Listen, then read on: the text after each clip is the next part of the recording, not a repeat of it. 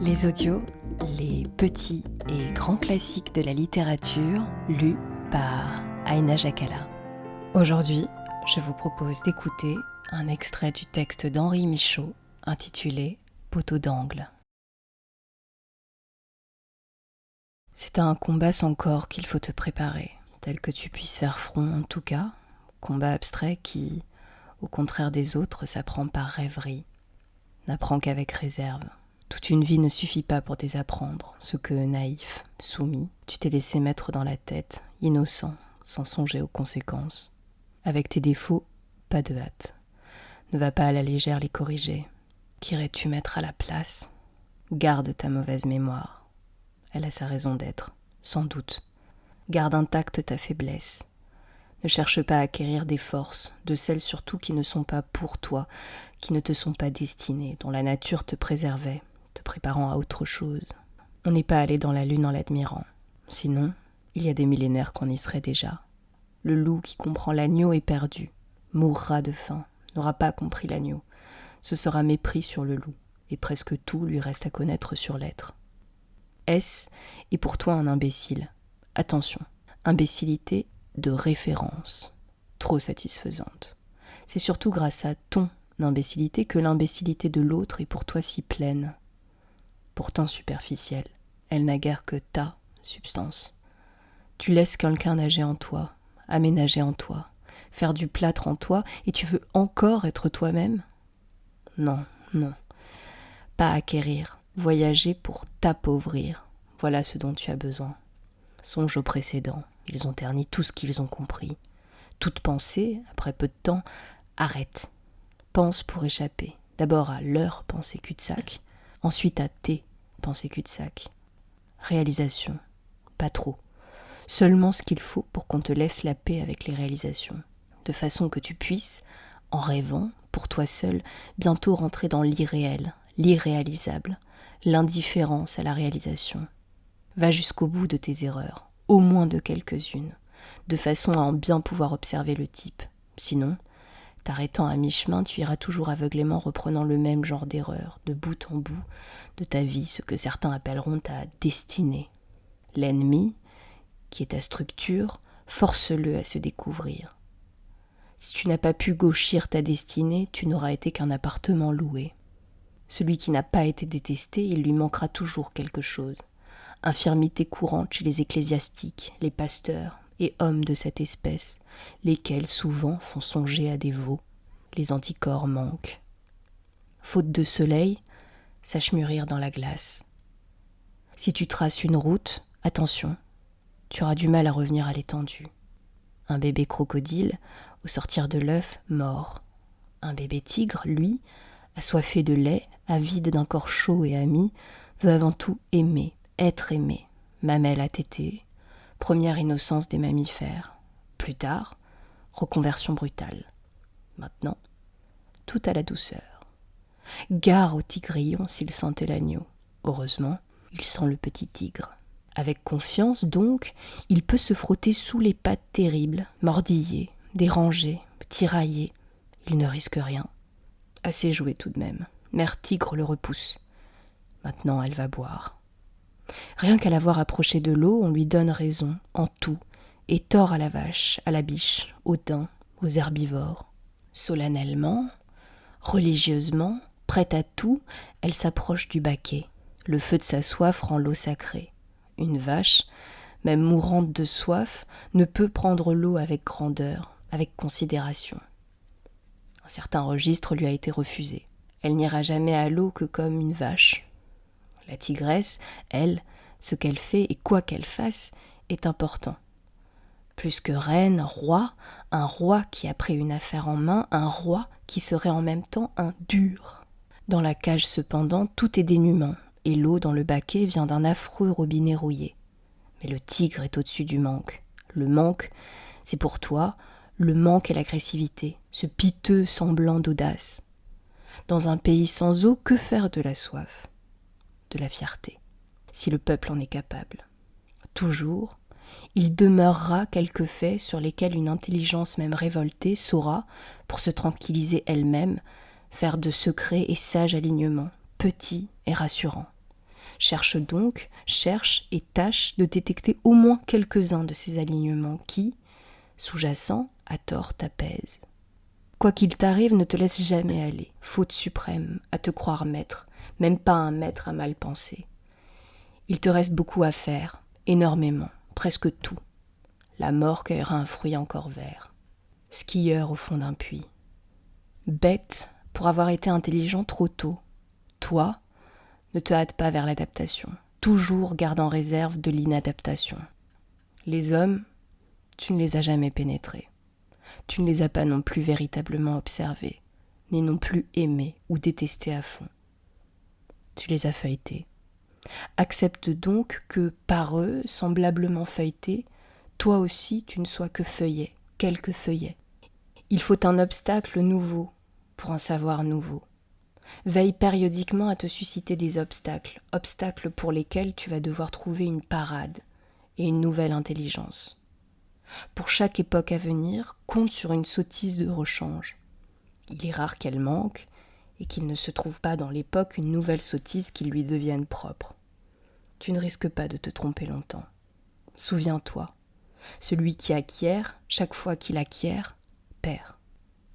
Attention, accomplir la fonction de refus à l'étage voulu, sinon,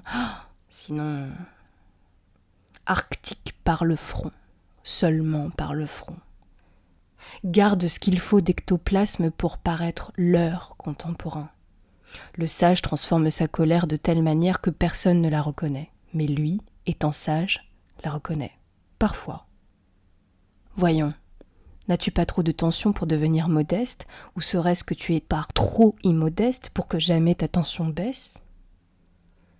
La vie, aussi vite que tu l'utilises, s'écoule, s'en va, longue seulement à qui sait errer, paresser.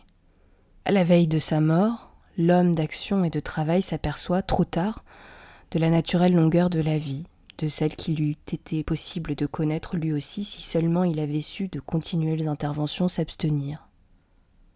Le soc de la charrue n'est pas fait pour le compromis. L'homme qui sait se reposer, le cou sur une ficelle tendue, n'aura que faire des enseignements d'un philosophe qui a besoin d'un lit.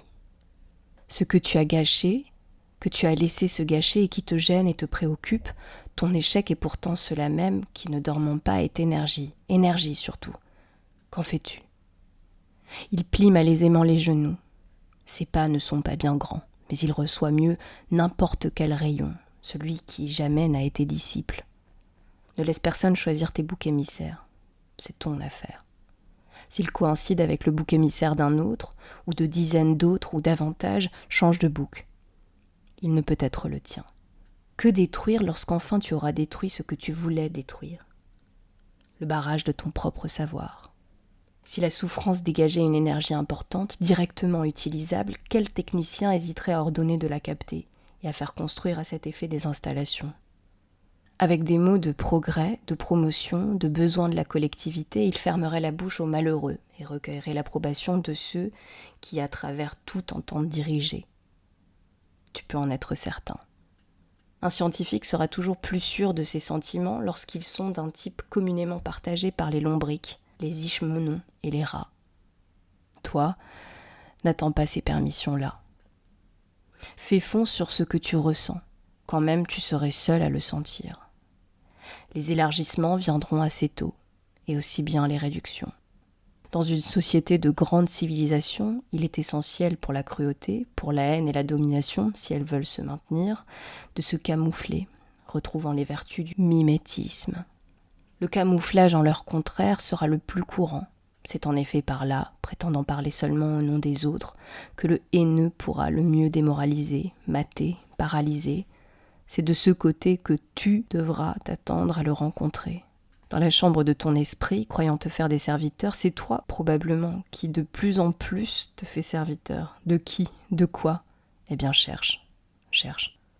Si les soucoupes volantes existent, elles enlèveront à quelques-uns, qui tiennent encore passionnément, la conviction de plus en plus faible que la science, malheureuse erreur d'orientation particulière à certains sur cette planète, aurait pu ne pas se produire.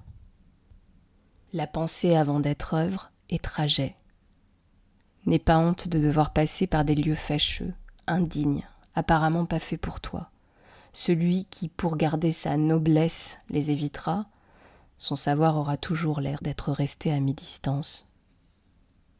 En saisissant, tu auras saisi immanquablement quelque chose en plus. Ce surplus, voilà ce dont tu ne te doutes pas et dont tu ne sais et ne sauras rien ou presque rien avant longtemps, avant que l'époque tout entière peut-être ne soit passée, dépassée. Il sera tard alors, oui, bien tard. Tu peux être tranquille, il reste du limpide en toi. En une seule vie, tu n'as pas pu tout souiller. La couleuvre qui s'enroule autour d'une souris, ce n'est pas pour jouer. C'est, après l'ingestion qui suivra, pour répondre à la demande de son organisme en graisse, protides, sels minéraux assimilables, etc. Sans doute. Mais sûrement la réponse que se donne à elle-même la couleuvre est plus belle, plus émouvante, plus digne, plus excitante, plus cérémoniale, plus sacrée peut-être, et assurément plus couleuvre. La pierre n'a pas reçu en partage la respiration. Elle s'en passe.